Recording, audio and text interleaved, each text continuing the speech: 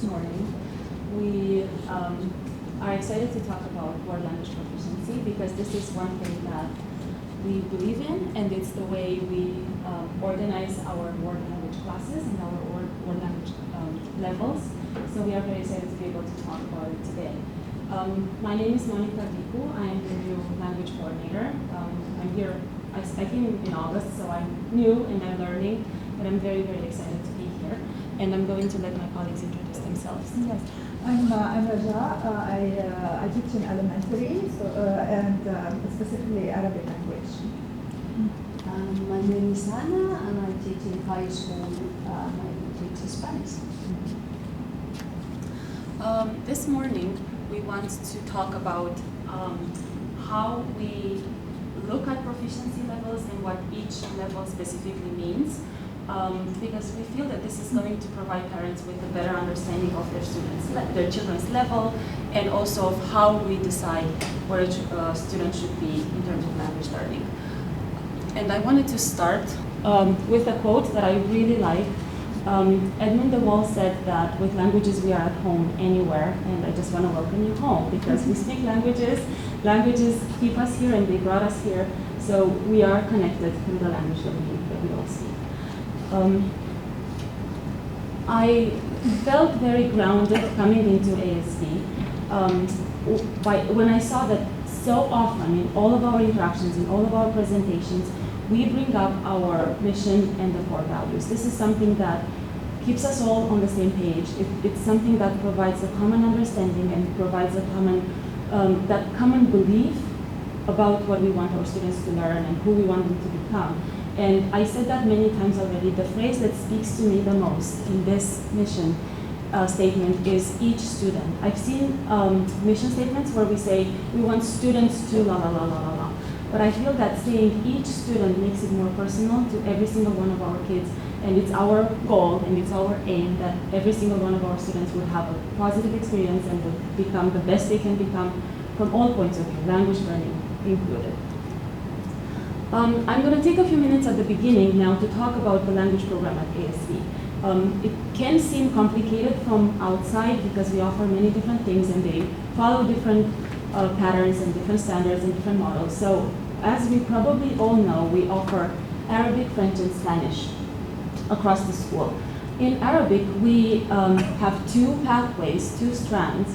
One is called Arabic Language Arts, and it's designed for students who speak Arabic already, who are proficient orally in their Arabic language, so they can further focus on developing their reading and writing literacy skills in Arabic. We have students who are at different levels in their oral proficiency, but most of them can function in Arabic in a class setting so they can focus on their reading and writing. This class follows, this pathway follows the standards of the Ministry of Education and also some of the Common Core English Language Arts standards because we want to mirror the programs as much as possible. And it follows the Readers and Writers Workshop model because we believe this is a good model for language learning and we use it in English language arts, so we want to replicate it for Arabic as well. We also have the pathway of Arabic non-native, and we have word language for French and Spanish. The Arabic word language and the French and Spanish classes follow the AERO standards and the actual proficiency levels. This is what we are going to talk about today mostly. They are proficiency-based subjects. And we also have in high school two classes that are very unique. I believe none of the schools in Dubai offer those classes for French and Spanish. They are kind of like heritage classes where we support students with a higher level of language in French and Spanish, and they're more like language arts classes than language acquisition classes. But today, our focus is going to be that yellow part in the middle where we focus on the proficiency model and the proficiency levels. Thinking about the way we organize language by division at school, I think this speaks for itself. We offer Arabic as a dual language in ELC and then Arabic both native and non-native language arts and world language in elementary. And then in middle school, we introduce French and Spanish. And then in high school, we have those heritage classes. So as you can see, the language offerings get richer and richer as we go through the divisions and as we go through students' age at ASD. Now I would like for us to think a little bit, because we say the word proficiency often when we talk about language learning. And I would like for you to think a little bit about what you understand about proficiency and what your belief is regarding proficiency. Is proficiency a goal? Is proficiency maybe a scale, something that you can go up and higher and higher and higher on?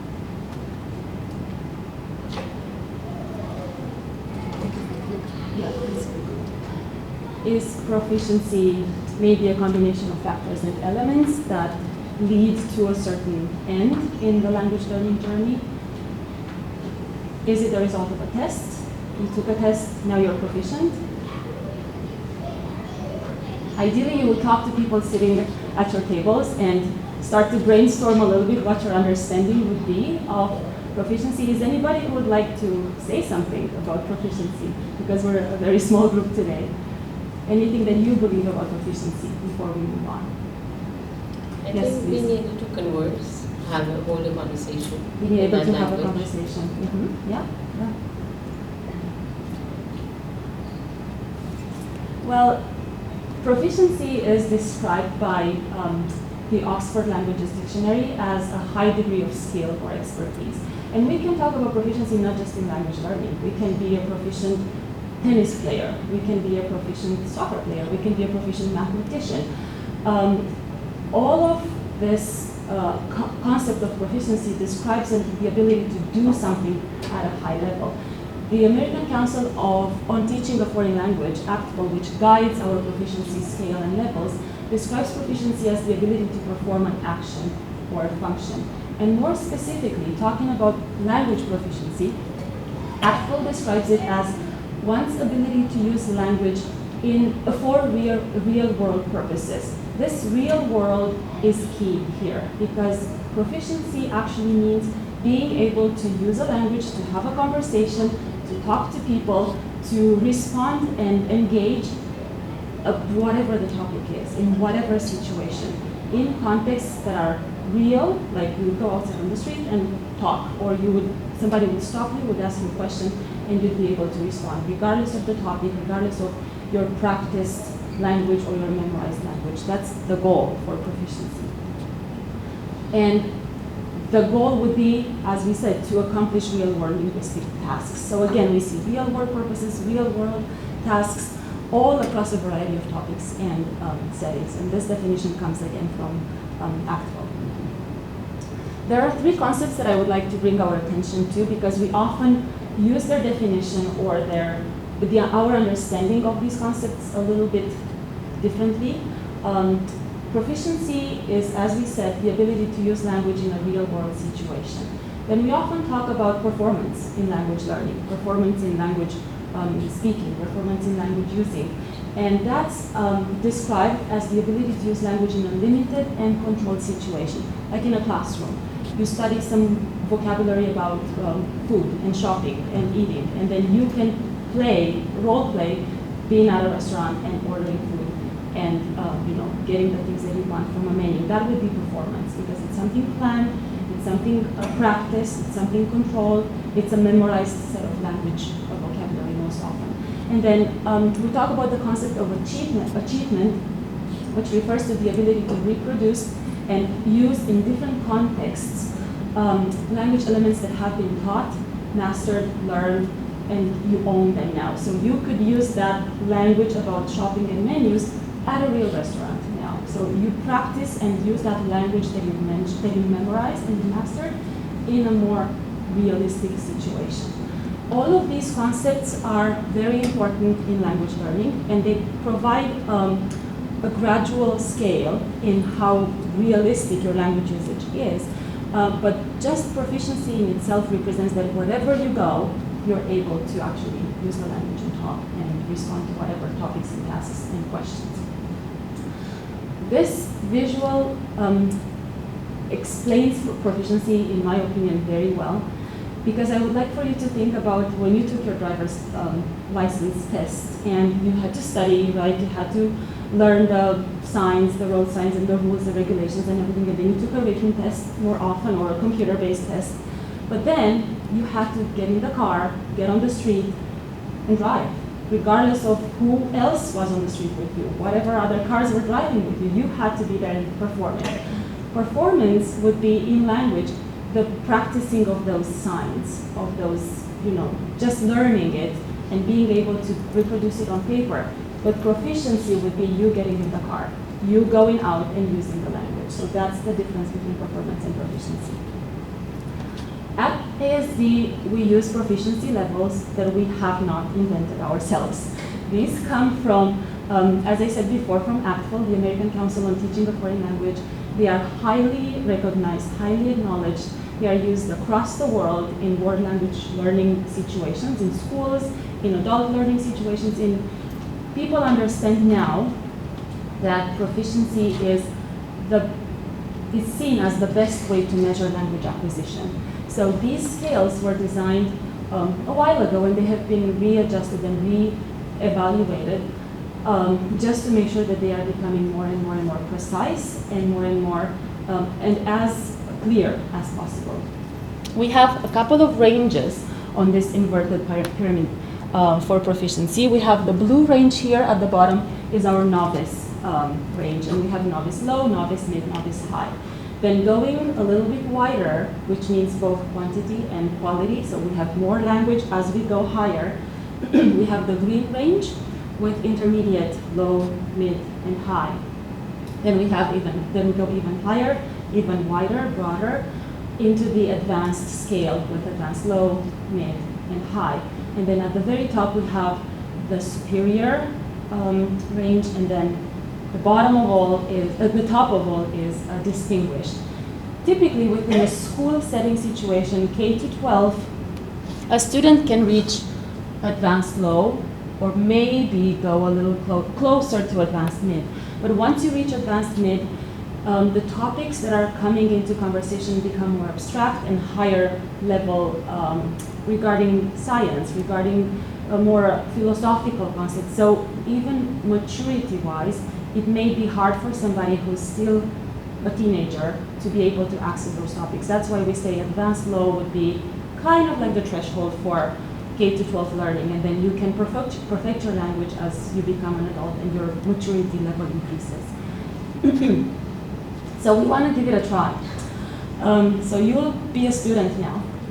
Actually, you will not be a student, you'll be a parent. And you will pretend that you have a certain level of English. I know all of us are proficient English users here, but we will pretend that our English is not exactly what it is. So please think that Sammy is a new student at ASD and he's in your child's class. His parents, John and Sarah, are very nice and seem very friendly, so you invite them out for a cup of coffee. As you sit down, they ask, what's fun to do on the weekends around here? Your class, and we will need 1, 2, 3, 4, 5. Jinsi, you'll join us, please? 1, 2, 3, 4, 5. Actually, we have 6 people, I think. 1, 2, 3, 4, 5, 6. We need 6 levels, right? So you will receive a card, and on the card, it's going to say how you need to respond to John and Sarah's question. If you have card number 1, you will respond to their question about weekends and fun things to do using only words. You cannot put 2 words together. You will say fun, exciting, I don't know. You can think about it. Try to think of some words that are most frequently used. And then read your cards as you get them. If you got number 2, it's going to tell you what to do on it. If you got number 3, and use these charts that are on the table and the markers, and try to do your best to answer the prompt. Okay, as you finish your longer statements, we would love for us to start looking at what we already finished. And we have here samples for levels 1, 2, and 3. I'm going to go back to put up the cards. So at level 1, you were only supposed to use words. individual words with no connection at all to other words, and with errors. We expect errors at level 1. So this is what level 1 looks like. A perfect example for a level 1, for a novice low student who just learned a few words in a language. They use them the best way they can, and this is all they can produce at this level. That's it. They're past level novice low. Level 2, you were expected to use some phrases as well, where you start putting two words together. So we have here, car drive sand, me like sand car, day to night, water pool park. This is more than cycling, beach, eating out, sky. But there's no real grammatical connection. We don't see a sentence, we don't see a well-used verb with the subject and so on. And then for level 3 here, the wonderful people who did level 3 are very high proficient of users of English language, and they went above and beyond the task. So we have some very beautiful examples of sentences. I like to go to the beach with my family. It is fun to play in the water. It has food to eat there. I eat there. So they are at the very highest ceiling range of level 3. They have good memory. They have very good memory. They learned this language and they spelled it perfectly too, which is amazing for level 3. Your spelling is wonderful. A level 3 student's spelling may be a little bit not so good, you know. And then we have level 4. With level 4, we are moving into the intermediate range, because level 1, 2, 3 were novice low, novice mid, novice high, as you probably guessed. And then with level 4, we are moving into intermediate low. At this stage, you were supposed to use longer sentences. You were supposed to explain. You were supposed to add to your shorter sentence. And you could ask a question too. That's a big thing. In novice, you don't ask questions at that stage. Your language doesn't allow you to ask questions. So level 4 said you should definitely go to one of the beautiful beaches, like Blue Water, JBR, like Kite Beach, or La Mer. The water is crystal blue, so right, vocabulary, variety, creating a language, adjectives. Yes, the kids love playing and building sandcastles. Do you actually like going to the beach? So there's a question there too. You see how clear the progression is from level 3, where we were like, I like to eat there. There is a restaurant. To this. And then moving into level 5, which is our intermediate mid. Even the quantity of language looks different, right? We have way more language on this piece of paper now than we used for level 4 even. I think you should definitely go on a desert safari. It's an amazing experience. You see the vocabulary, you see how it changed. You should be mindful of the time you choose to go on this trip. It's best to go in the cooler season. So all of these details, all of this description almost of language and of situations, it adds so much quantity and quality to the language you are able to produce. I'm not going to read the whole thing, although it's amazing. And then we have level 6, which would be our intermediate high. Thank you so much for working so hard on this. From my experience, I believe the most fun you can have on the weekends around here is to discover the different Emirates. This is a beautiful sentence, right? It has a beginning, it has the comma, it has the perfect conventions, mechanics, and everything. So last weekend, my family and I went to the Antara Eastern Mangroves in Abu Dhabi. I have to go to these places, so I haven't been there. First, we enjoyed the nice weather, and then there's the sequencing, right? First, next, then. The sentences are long. There's fewer grammatical or no grammatical errors in this. Although in students' samples you would still see grammatical errors at this age, but you see the progression, right? It becomes very clear how we move from novice, even from the novice range into the intermediate range. How clearly the language has grown and changed with the different levels. So thank you so much for doing this with us. The next things that we are going to do, I'm going to invite my wonderful colleagues here to speak a little bit more in depth, in a more scientific way almost, about what each of these levels actually mean. And Raja will talk to us about the novice range. Yeah, so I'll be talking to you about the novice range, and novice range is described as the basic user of the language or the parrot. It is divided into 3 sub-levels, as with all the levels that you will go through. So in novice low, the characteristics are using individual words like you saw and did in the example, no extended meaning, simple vocabulary that address the prompt or the task, and struggles to connect words to create meaning. Can I have a volunteer to read the example? Our elementary parent here, can you please? What do I need to do? Just read this, yes.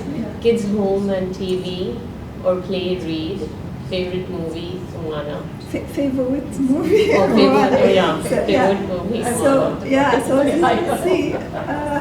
So as you can see, it is understood only by sympathetic listeners.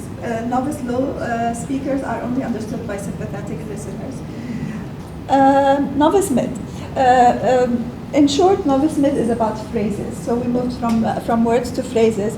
The characteristics are beginning to grammatically connect words, basic subject-verb or verb-object connections. They are inconsistent, and novice level topics are limited to everyday life or recently learned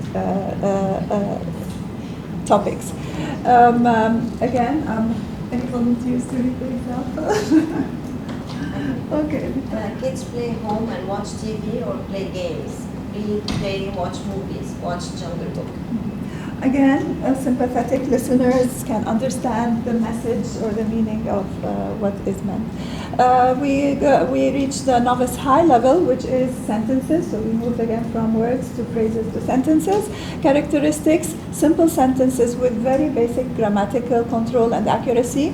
Errors in responses often, which is acceptable, and might have good control with very simple structures and functions of the language. Few, if any, added details. Very simple 3-word sentences most of the time. The example is kids play games, home, I watch TV or play video games, I read books. Very simple sentences. Kids watch movies, favorite movie is Frozen. So again, not very clear pronunciation, and errors are acceptable. So that's it for the novice level. And the prompt is describe different kinds of part-time jobs that young people have in your area. Be sure to include details using as much language as possible. And remember, have a clear organization as you create your response. Describe in detail the different aspects of the different jobs. The response was this: waitress, lifeguard, librarian. Maybe talk to your partner. What do you think? Which level is it? There is. What do you think is the level here?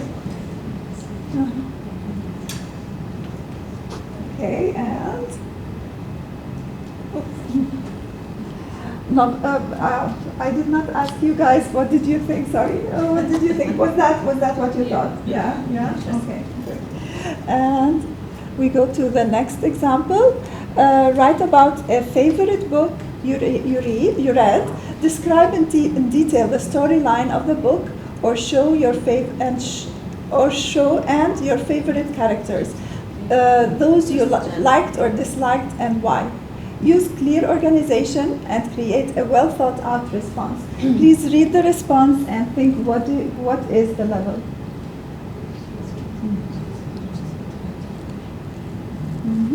And let's see if the level matches with what you thought. Novice high sentences. Okay. And the third prompt, okay, it got revealed.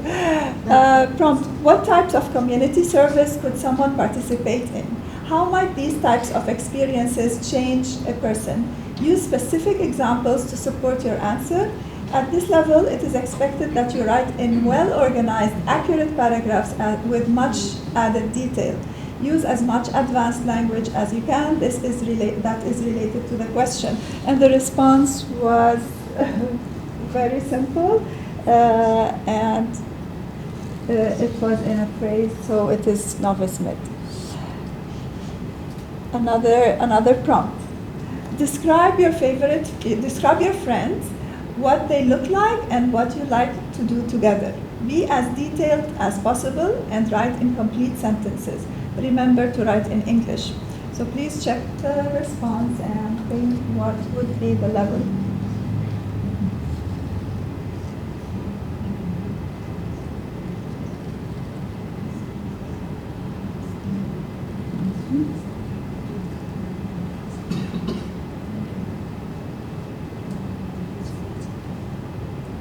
And I will reveal the answer. And it is Novice High because it's sentence level. Another prompt. You have a lot of prompts. This is the last one. Okay. What makes a great friend? Describe in detail the characteristics, personality traits, etc. of a good friend.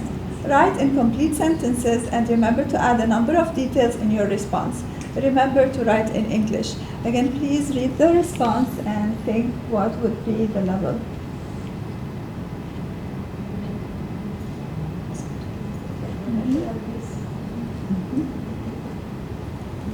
And the level is Novice Mid. It is in phrases. Can I say something here? Sure. You see, these are sentences, right? My friends are kind. My friends are smart. My friends are so funny. But they only use one verb. It's just one type of sentence, one type of structure that they repeat on and on and on and on. This doesn't give us enough reason and enough language to say, yeah, they can make sentences. This child can make one type of sentence with one verb based on this test sample. So we cannot say, yes, they reached the sentence level yet. They're on the pathway to that, but not there yet. Yeah. So thank you for listening. When we first started training to teach for proficiency ourselves, the first thing we were told was that the intermediate range or the intermediate level is the messiest level, and it's where the students spend most of the years of the language learning.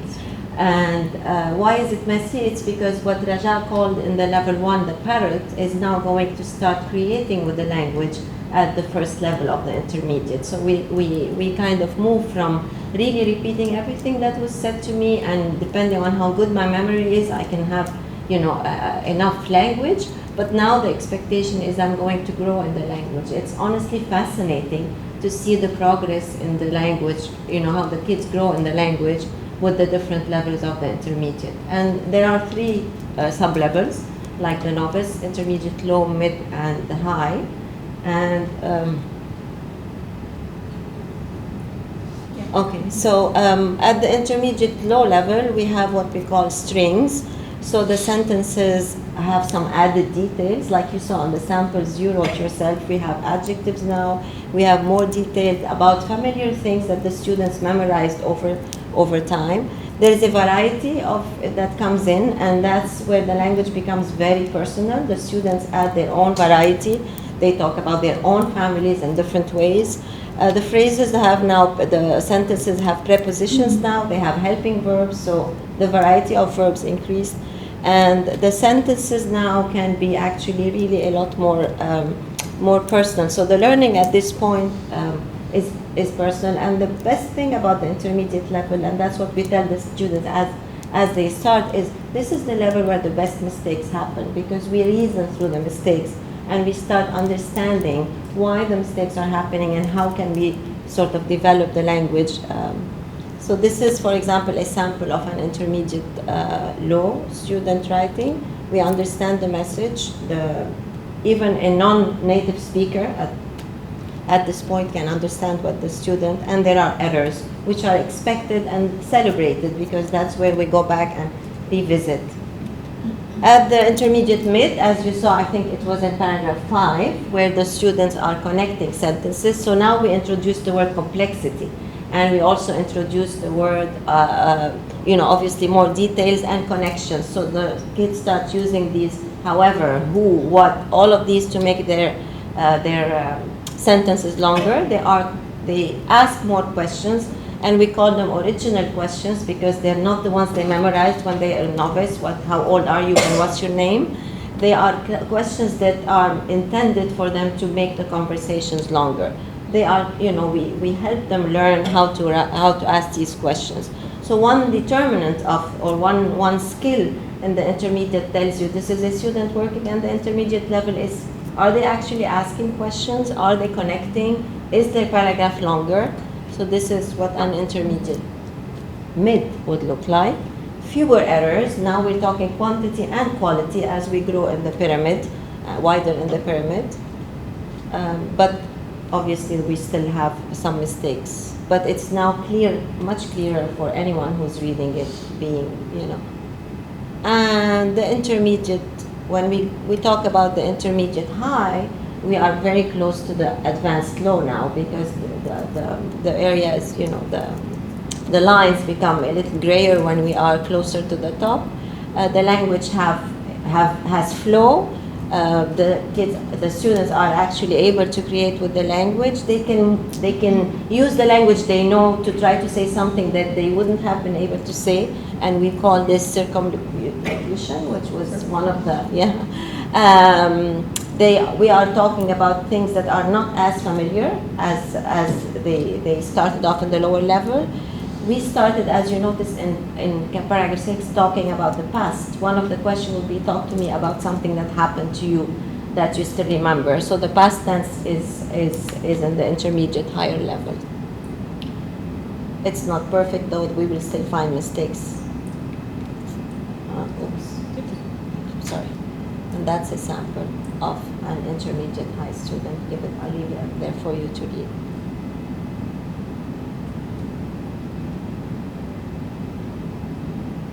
So you notice the past tense. Now these don't necessarily have questions, but the expectation that the student is able to ask questions at this point. The prompts are, notice how the prompts are all open-ended questions that invite all the students to work at whatever their proficiency level is. So whether we get an answer in strings, whether we get it in words, we have to do this to figure out what level is the student based on their response, no matter what the prompt is. How do we do this so we don't get the answer? That's another prompt. And I'll give you a second to read what the answer was. We had to do this over and over again until we figured it out too, right? So, sorry. Anybody would like to decide what proficiency level this is?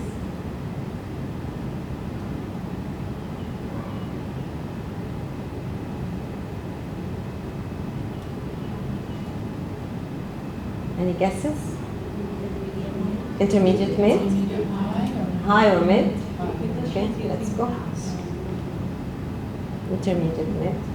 That's a strong intermediate mid though, right? It's because towards the highest towards the high, because the past tense is quite prevalent there. And sometimes the quantity is telling, but not necessarily if the quantity is written at a very basic level or let's there hope. are many errors for intermediate high. If you see, even punctuation is not perfect yet. They have, the structure is still a little bit limited, and that's why it's very close to high, but it's not quite there yet. But they attempt to use the past tense, which it tells us they're ready. They're ready to move on, but it's not detailed enough. Let's see if I can get this without the answer. Okay. Here. Another open-ended question. We invite you to guess what level this is. That's a good question. That's Yeah. This is a novice high.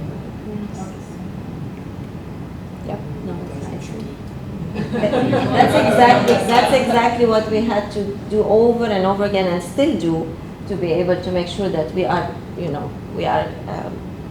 recognizing the right proficiency. Okay.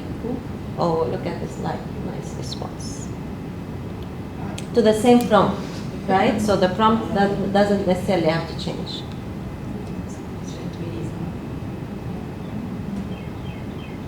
Do you have a rubric that you measure all of this against?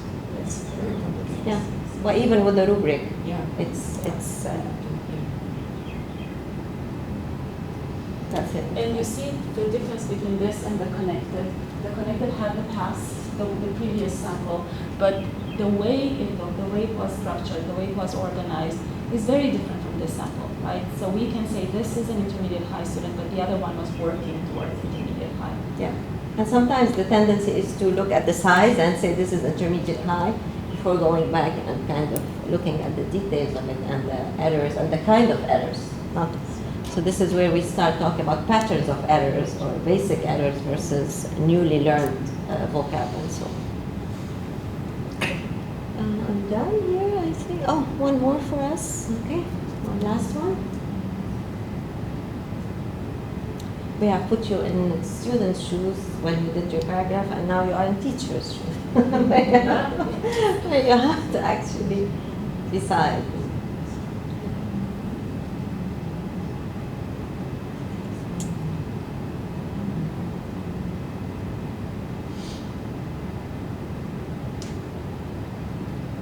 Any guesses?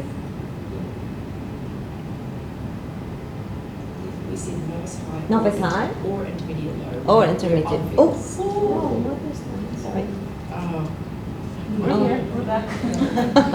Yeah. When intermediate, when you on the pyramid, the novice high and the intermediate low are so close that a lot of times, And now we have the advanced range. As Monica mentioned before, there are also 3 advanced. In school, we only get to advanced low because, as we said, to go further than that, the things will be far too complicated and it will be too much of an stress for a video. Well, before I go there, this is basically something that we created following a need. And we followed the mission and we talked about each student. And we found a couple of years ago that some of the students' needs were covered. So we decided to go above what we used to do, which was AP, intermediate high. And this is a surprise for a lot of people. AP is an intermediate high level. So this is above the intermediate high. And we created it basically to meet these kids' needs. When we get here, we talk about complexity, accuracy. When I say accuracy, I don't mean perfect. I mean, you can use tenses, you can use paraphors, you can use, it's the flow on your communication, but that doesn't mean it's accurate 100%. But no one is going to have a problem understanding you. You're going to be able to use an advanced vocabulary. Maybe you don't know it, but if I give you a test and you read it, then you're going to be able to replicate it and to understand. It's the flow of the language. The students we have in the past, last year we had some students that went through the program, the AP, and then they came to our program, the deaf one as well. But we also have what we call any-teacher students. Again, this doesn't mean they are students that speak the language perfectly. They are students who have access to the language at home or because they have lived in different countries. So yeah, they have the time frames. You don't have to really teach them time frames. They know how to use them naturally. They might not know what it means or what it's called, but they can use it. Again, it's very different if they come from the program. If they have done AP before and they have done everything, they will have a better understanding of how the tenses work. If they come from an heritage background, they use them, they might not know how they are called. And I'm gonna, there. I'm not gonna read that, you can read it. As you see, you can see it's a lot of writing, which you normally get quite a lot of writing. They have ideas, they have a lot of vocab. The prompts tend to be more advanced, obviously, so then you're asking them to go deeper into the themes. They use connection, they use different verbs, they give opinions, they can do questions. Yeah, this is basically what advanced looks like. Again, advanced, when we talk about proficiency, we don't talk about like a complete unity of the proficiency. And in this case, we see this quite a lot. We have probably a very advanced way of speaking, but maybe not such an advanced way of writing. I mean the needs and the variety. What Anna said, and the reason I changed the slide is because this is what was coming next naturally. Language is not one thing, you're right, and that's language. You speak and that's language. You understand and that's language. Language is everything that you can do to communicate, which means receptive and productive. You understand and then you respond. So we have listening, reading, speaking, and writing, which traditionally and historically have been the 4 language domains, which make what we understand of language. So it's very possible that you have a student, or we have a student who is, let's say, an intermediate high in speaking and listening, because it's oral, because they've had access to the language, because they practice with their grandma, because they played with friends who speak the language. But they could be a novice high in reading and writing, because that takes longer. Or you could have listening and reading, which is the receptive part, which are the receptive skills, at a higher level than the speaking and writing, because you might have a shy student who sits and understands and receives the language very comfortably, but when they have to produce the language, anxiety and stress and fear of making mistakes and risk-taking, all of those things come into play, which may lower their ability to produce language confidently and correctly. So when we assess a student, when we look at a student and we decide this student is an intermediate low, there's all of these factors that have to be taken into consideration. We cannot just look at one writing sample and say this is where they go. We have to know the student individually, and we have to know what language they can produce and what language they can understand in all different situations. And because we're coming closer to an end, I just want to draw some conclusions about how to reach this proficiency. It's not a thing that happens in a year. It's not a thing that happens overnight. Proficiency, as you saw with the growth of language, with the quantity and quality of language that is expected at different levels, takes time. It's a journey. You start from words, move to phrases, move to simple sentences, start to connect those sentences, start to organize them in a paragraph. Your vocabulary has to grow. And it's a process that's different for individual learners. As I said before, and there's a lot of research that I've been reading very recently, actually, that speaks about the importance of the individual in the language learning journey. We all approach language differently, and depending on our personality, on our motivation, on our abilities, on our talent, on our even enjoyment of language, enjoyment of risk-taking, because speaking in a different language is a big risk, and it's hard. All of us here, we speak in a different language as we deliver this presentation, and it's a different thing that happens in your brain. So it's not the easiest thing that students have to do. So think about a 7-year-old or a 13-year-old who stands in front of his peers and makes mistakes, and they may laugh. And it's all these little things that come into play that we consider when we think about the students' language learning. It's the riskiest thing they can do at certain points in their school life, to stand up in front of their peers and speak in a language that's not their own, in a language where they make mistakes and they can be laughed at. So that's something that we have to consider all the time when we think about our students and the language they produce.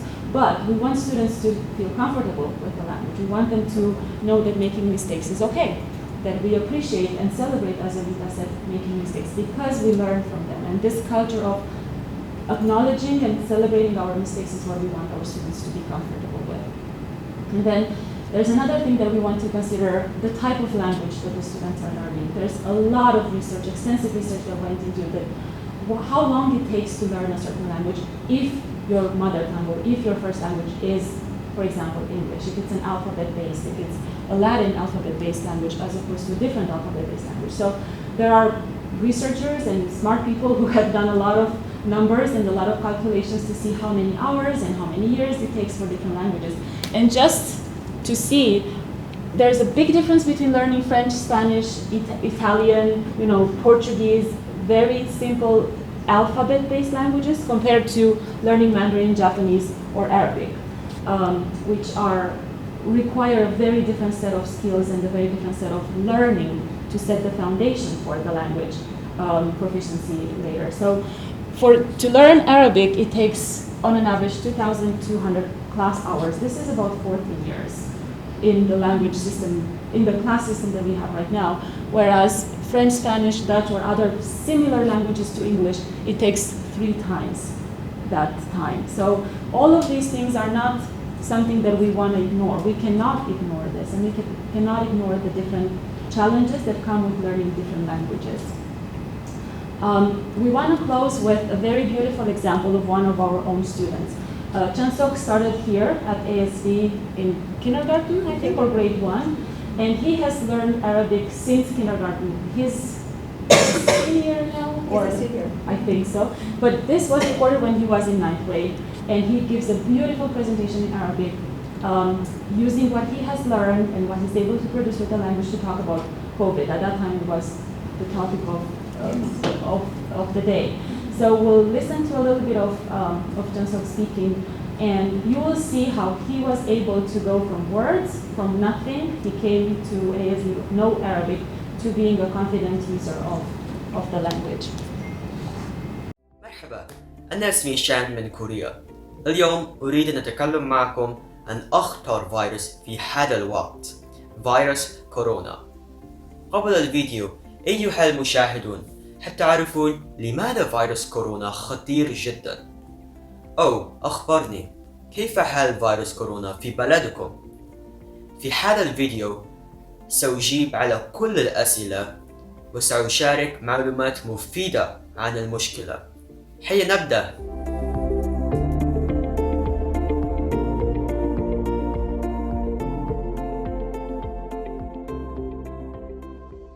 أولاً، هناك أكثر من 100,000 مصاب و6,000 شخص ماتوا بسبب هذا الفيروس في مدة قصيرة حول العالم. هذا الرقم ضخم جداً، ولذلك يعتبر فيروس كورونا مشكلة كبيرة. ثانياً، هو ينتقل بسهولة من خلال سوائل الجسم مثل الرذاذ والدموع والدم. ثم، هل تعرفون كيف بدأ فيروس كورونا؟ بدأ المرض في مدينة مزدحمة ووهان في الصين في نهاية عام 2019. منها انتقل فيروس كورونا خارج آسيا إلى بقية العالم. وكل يوم الفيروس يتغير ويتطور، لذلك الاتباع حول العالم لا يستطيعون أن يشفيون المرض. الآن يا ناس، نحن نعرف كثير عن المشكلة، لكن كيف نستطيع أن نحمي نفسنا من الفيروس؟ هناك 3 طرق صحية وبسيطة. أولاً، النظافة مهمة جداً، خصوصاً نظافة اليد والوجه قبل تناول الطعام. ثانياً، يجب أن نحافظ على صحة الجسم من خلال فيتامين سي ودي واليود، لذلك نحن نحتاج طعام متوازن وممارسة الرياضة. ثالثاً، الابتعاد عن تجمعات الناس. بالإضافة إلى هذا، دائماً يجب أن نحترم القوانين والنصيحة من الحكومة. أتمنى لكم صحة جيدة، وأريد أن أقول هذا: لا يجب أن نكون سلبيين وخائفين جدا، لكن نحن نستطيع أن نسلي ونعمل كفريق لنمنع انتشار الفيروس. دائما أنا سأحاول أن أكون إيجابي وسأساعد الآخرين والناس المحتاجين. شكرا للمشاهدة. في أمان الله.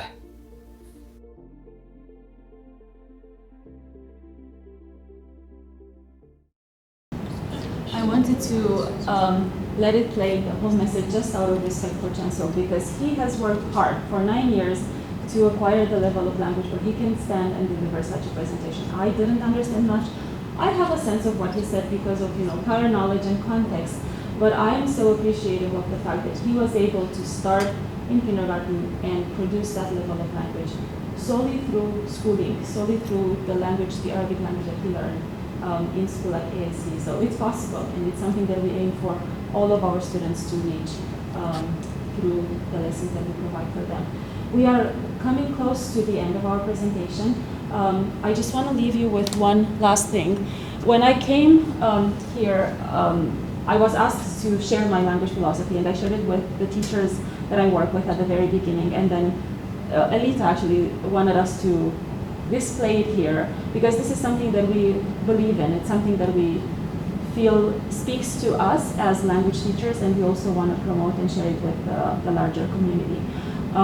We thank you so much for today, for being here, for playing with us, for responding to us, for engaging with us. And please let us know if we can help, and if you have any questions, we're always happy and willing to answer them and to help you. Thank you so much. Thank you. Thank you.